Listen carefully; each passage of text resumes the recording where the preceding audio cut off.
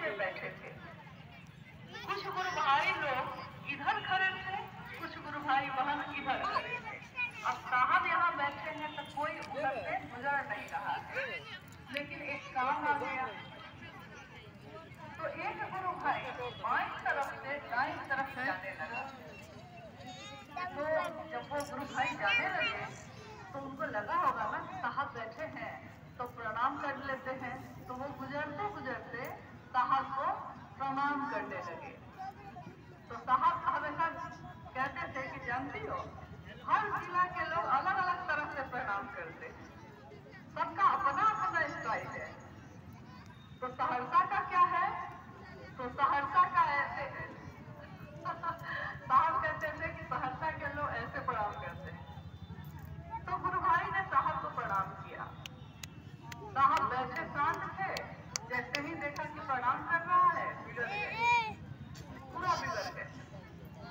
गुस्सा होकर बोलने लगे कि इतने प्रेम से, इतना बढ़िया से हमको प्रणाम कर रहे हो, इतना से तो महादेव को प्रणाम करते ना, इस भाव से महादेव को प्रणाम करते तो महादेव ही मिल जाते। अब दूसरे गुरु भाई लोग तो देख रहे थे, तो वो गुरु भाई से बेचारा चेहरा नीचे करके चुपचाप चला गया। कुछ देर के बाद दूसरे गुरु भाई को भी उधर जाने का काम पड़ा। अब पहले का हाल तो उसने देख लिया था कि क्या हुआ था पहले के साथ।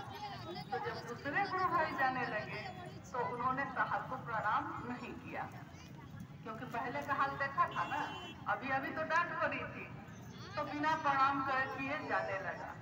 साहब फिर बिगड़ गए, साहब फिर बिगड़ गए। उन्होंने कहा कि जो मुझको प्रणाम नहीं कर सकता है वो महादेव को क्या प्रणाम करेगा। ये तो शिव के शिष्य का तत्व है जो हम शरीर में आए लेकिन हम आप नहीं जान सके।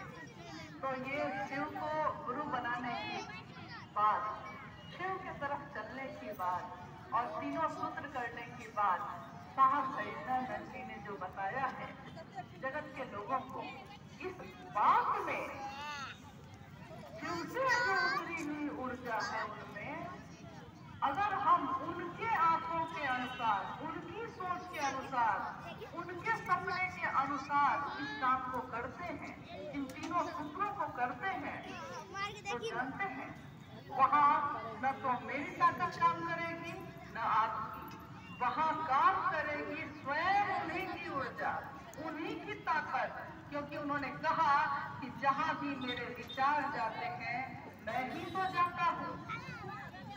लेकिन हमको याद रखना होगा कि ये विचार उनके हैं, क्योंकि जब जगत में हम जाते हैं तो बहुत जगह ऐसा भी होता है कि सामने वाले को लोग पकड़ लेते हैं कि भैया यही हमको जोड़े हैं, ये दीदी यही हमको जोड़ी है, तो मेरे लिए तो सब यही ना है। लेकिन मेरी जिम्मेदारी क्या है, आपकी जिम्मेदारी क्या है उस समय कि हमको बताना पड़ता है। ये वाणी है साहब हरिनानंद जी जो शिव ने खुद उसे उतारी और जगत के लोगों के लिए उतारी है। मेरा काम बस है संदेश वाहक का। जैसे कोई डाकिया डाक लेके आ जाता है, चिट्ठी लेके पहुंच जाता है, चिट्ठी लिखा कोई और है, पहुंचेगा कहीं और, बस हमको